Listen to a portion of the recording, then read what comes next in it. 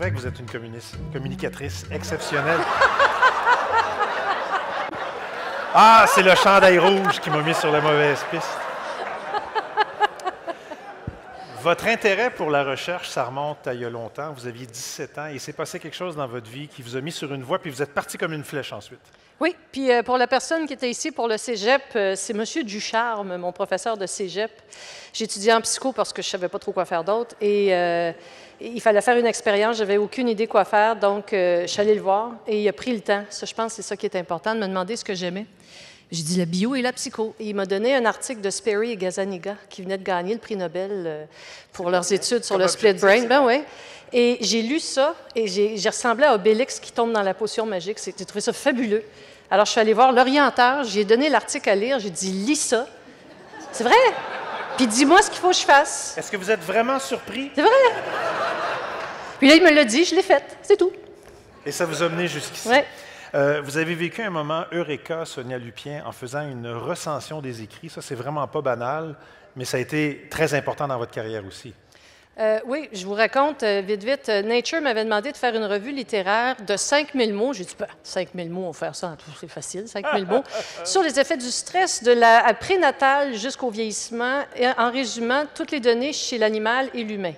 Ça se fait pas en 5000 mots. En 5000 mots? Non, je vous le dis, ça se fait pas. J'ai négocié 6400, c'était correct. Et il fallait faire du sens de tout ça.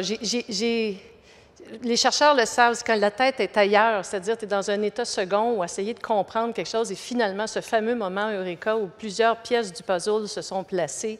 Et aujourd'hui, c'est vraiment mon article le plus cité parce qu'on a été capable de tout prendre et de faire un modèle qui pourrait éventuellement avoir du sens et amener encore plus loin les études.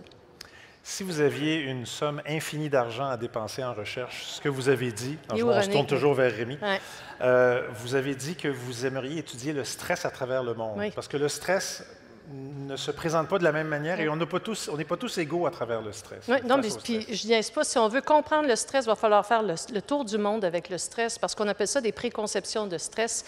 Sachez que la définition que vous avez du stress ou l'idée que vous avez du stress, que selon que c'est négatif ou positif, va faire que vous allez produire ou pas des hormones de stress, on n'y niaise plus. Et donc, je pense que dans différents endroits, le stress à New York, il ne ressemble pas au stress au Panama. Puis je me souviens de cette dame, c'est elle qui m'a mis l'idée dans la tête. On parlait, puis elle me dit, vous savez, moi j'ai eu 23 enfants, je suis beaucoup trop occupée pour être stressée. Et c'est là que je me suis dit, il faudrait vraiment qu'on aille faire le tour du monde puis être capable de faire à travers les différentes cultures et comprendre. Je pense qu'avec ça, on va comprendre c'est quoi le stress. Bien, on va se souhaiter que vous puissiez le faire. Merci encore infiniment. C'est un grand honneur de vous avoir. Félicitations.